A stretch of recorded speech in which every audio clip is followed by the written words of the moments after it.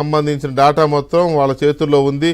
వాళ్ళ ఆధార్ నంబర్లు ఏంటి, వాళ్ళ అకౌంట్ నంబర్లు ఏంటి, వాళ్ళ ఇళ్లలో ఎలాంటి ఫ్యామిలీ గొడవలు ఉన్నాయి, భూములు ఏంటి, ఇవన్నీ వాలంటీర్ల దగ్గర ఉందండి.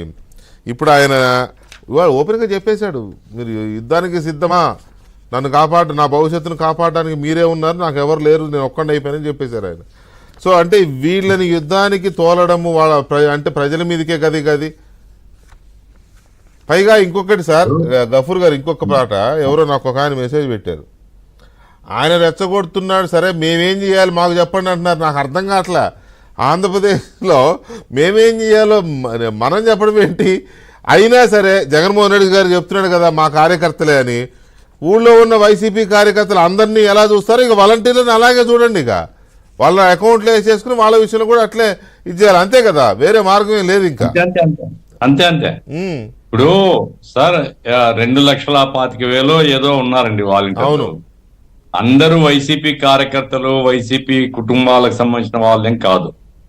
అందులో చాలా మంది నిరుపేదలు ఉన్నారు, పేదవాళ్ళు ఉన్నారు, ఏదో కాస్త వేడి నీళ్ళ చన్నీళ్ళు అనే పద్ధతిలో నిరుద్యోగులుగా ఉండేటువంటి వాళ్ళు టెంపరీగా చేస్తున్న వాళ్ళు ఉన్నారు. జగన్మోహన్ రెడ్డి అనుకోవచ్చు వీళ్ళందరూ నా తరఫున యుద్ధం చేస్తారని, అట్లేం చేయరు. అయితే వాలంటీర్లు ఆ రకంగా అసలు డ్యూటీ వాళ్ళకు ఎలక్షన్ డ్యూటీ అంటే వైసీపీ డ్యూటీ వేస్తాము అని చెప్పడమే దుర్మార్గం అండి. ఎంత అహంకారం ఇది, ఎంత అధికార దుర్వినియోగం ఇది. నువ్వు ఆ రోజు చెప్పింది ఏమిటంటే వాలంటీర్లు ప్రభుత్వ పథకాలని ప్రజల దగ్గర తీసుకొని పోవడానికి 50 ఏళ్ళ కోరిని నియమిస్తున్నామని, దాని అంటే లోపల ఉద్దేశం పెట్టుకొని నీవు 50 ఏళ్లలో ఉండేటువంటి ఓటర్లందరినీ ప్రభావితం చేసేటట్లుగా నీ మనుషుల్ని, సొంత మనుషుల్ని పెట్టుకోవాలనేటువంటి దుర్మార్గం, దానికి ప్రభుత్వం డబ్బు ఇవ్వడం అనేటువంటిది ఇది ఎంత ఒక కుతంత్రం, చాలా అప్రజాస్వామికమైందండి.